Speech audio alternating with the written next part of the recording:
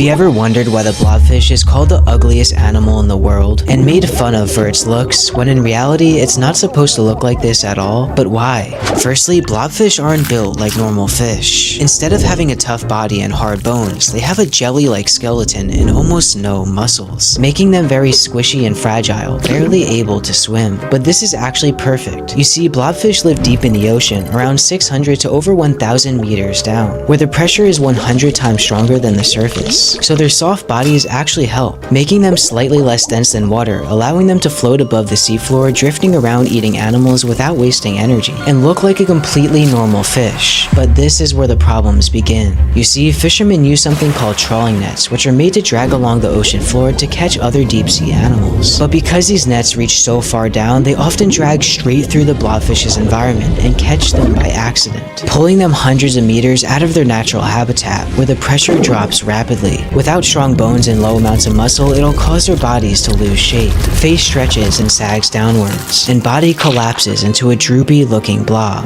no longer the animal they once were. And this is the version of the blobfish people take pictures of, making fun of an animal that was never meant to leave its home.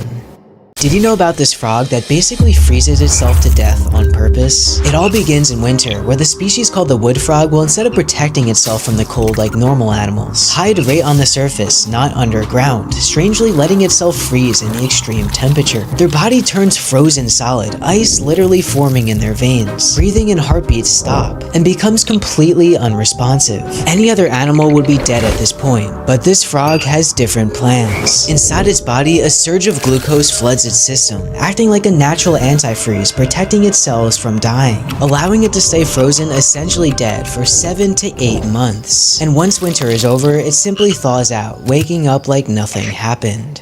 These are 10 weird things you didn't know about Leonardo da Vinci. Firstly, he would randomly follow people in the street. More specifically, if he had a large nose, protruding chin, or a weird face. He would reportedly trail you for hours just sketching you in his notebook. Next, he was a chronic procrastinator, taking years to finish paintings and often left many of his projects unfinished to start new ones, where the Mona Lisa itself took over a decade. But it gets weirder. He wrote everything backwards, writing from left to right, using a mirror to see what was on the paper, making it almost impossible to read on its own. He carried a tiny notebook everywhere he went in case he had an idea or wanted to draw. Had little to no formal education, yet still learned science, anatomy, and engineering by himself. He was believed to be a vegetarian, extremely rare for the time, and would buy caged birds just to set them free. And even liked pranking people with his lizard, decorating it with wings, a beard, eyes, and horns to make it look like a dragon, then setting it free and scaring his guests. But he doesn't stop there. He would secretly dissect human bodies and study them, creating some of the most accurate anatomical drawings in history. Absolutely hated war, but designed tons of deadly war weapons, and predicted things similar to tanks, helicopters, parachutes, diving gear, and more, being hundreds of years ahead of his time.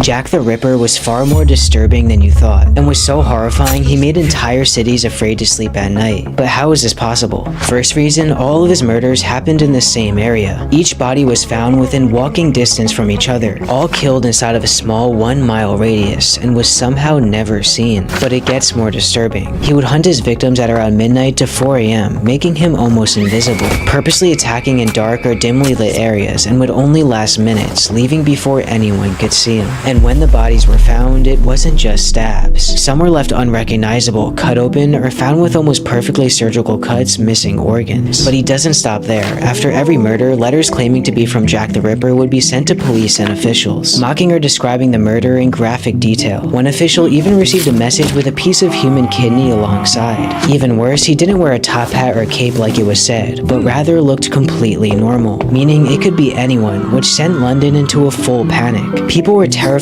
to sleep at night and patrolled the streets in groups looking just for him. On top of this, he would barely leave any clues or evidence behind, where police had to investigate thousands of different people and hundreds of different suspects, even including a woman later nicknamed Jill the Ripper. Still, nothing helped. But the darkest of all, there's only 5 victims we know about, with the possibility of much more, which he all did in the span of only 10 weeks, suddenly stopping in November 1888, where still to this day, no one 100% knows who Jack the Ripper is.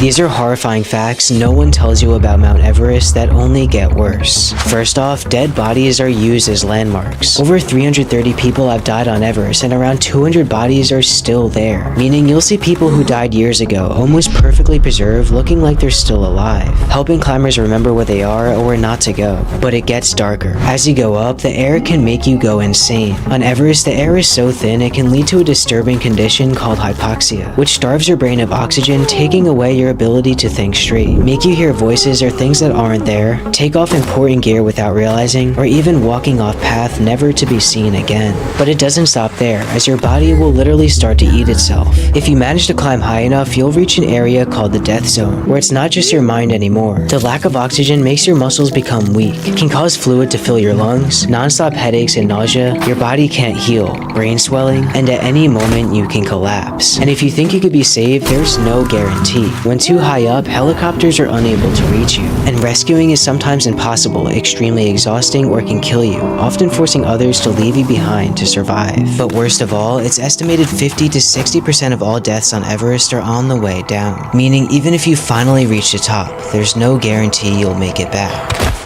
These are the horrifying steps you would face if you got lost in the Appalachian Mountains. Firstly, you won't even realize you're lost. It only takes one wrong turn off trail that looks like the right direction, and the forest can start to repeat itself every direction you turn, realizing you're lost far too late, which is why many have disappeared in these seemingly calm mountains. But it only gets worse from here, as the weather can flip almost instantly. Due to the high elevation of the mountains, clear skies can turn foggy in just minutes, making it easy to get lost even with experience.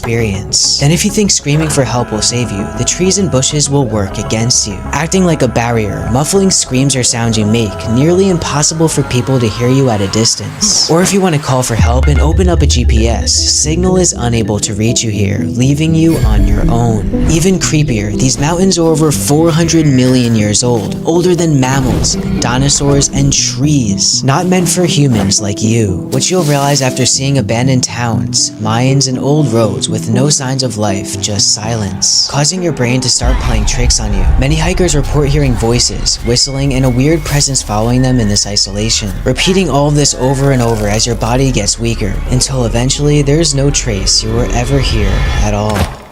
These are 10 weird things you didn't know about Cleopatra.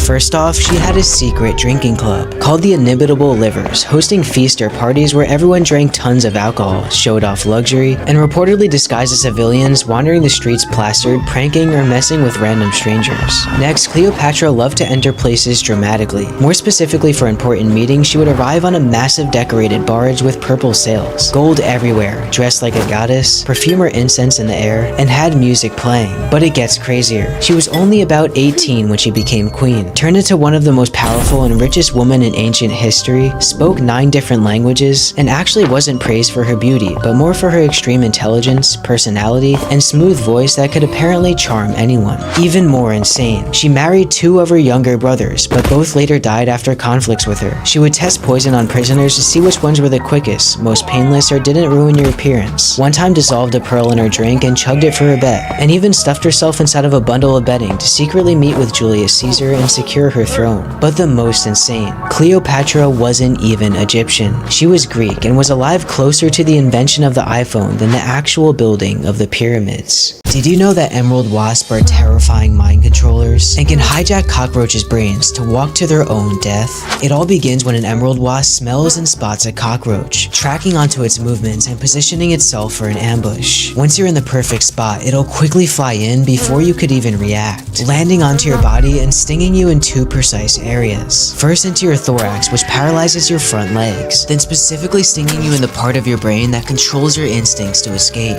And it only gets worse from here, as the cockroach now is almost in a zombie-like state, completely passive and no longer resisting. The wasp could easily kill you here, but it has a far darker plan for you, grabbing you by the antenna like a leash and walking you away without control, dragging you all the way into a burrow it specifically specifically designed for your death. Once inside, it'll let go and lay a singular egg on you, walking out and sealing the burrow shut, leaving you with no escape. And eventually the egg hatches a larvae which slowly eats you over the span of multiple days. Not only still alive, but not even realizing what's happening. Over time, the larvae burrows deeper, feeding on your insides and hollowing out your body as it grows, all until you eventually die. And after a few weeks, a fully grown wasp will rip its way out of your body, starting the cycle all over again.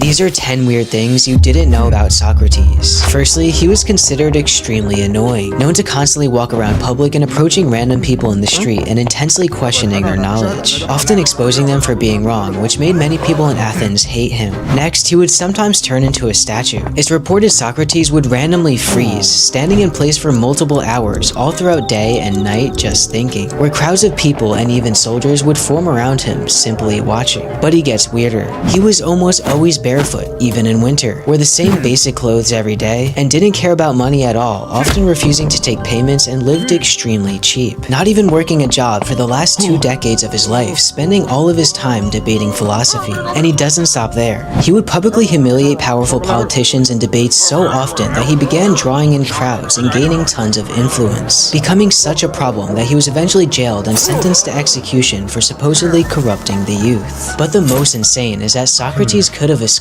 Many friends and even corrupt insiders offered to help him escape the execution, but he refused because he believed escaping would go against all of his beliefs. And on the day of execution, he stayed completely calm, drinking the poison and discussed philosophy with his friends as it slowly paralyzed his body until he finally collapsed. How did this cat survive a sinking ship, then another, and another, every time it should have died? It all began during a World War II naval attack on a German battleship with a stray cat on board. A critical part of the ship being struck, sinking in the middle of the Atlantic, killing 2,000 soldiers, only leaving 115 survivors. But somehow, the cat survived, clinging onto a piece of wood rescued by British sailors. And this was only the beginning. They took the cat on their own ship, with food, shelter, and even named him Oscar. Everything was perfect. Until suddenly, the ship was torpedoed by a German U-boat. A massive explosion ripped through the ship, killing 150 soldiers instantly. But against all odds, Oscar survived, eventually being moved to a safer ship this time. Back to being a mascot with food and shelter, nothing could go wrong. Then out of nowhere, another German U-boat torpedoed the ship, ripping a hole through it. Everyone forced to quickly evacuate, but this time, Oscar wasn't spotted. The ship fully sinking with no sign of the cat. The rescuers searched the wreckage, finding nothing. But then in the distance, clinging onto a small piece of wood once again, was Oscar, according to the legend, earning the new name Unsinkable Sam.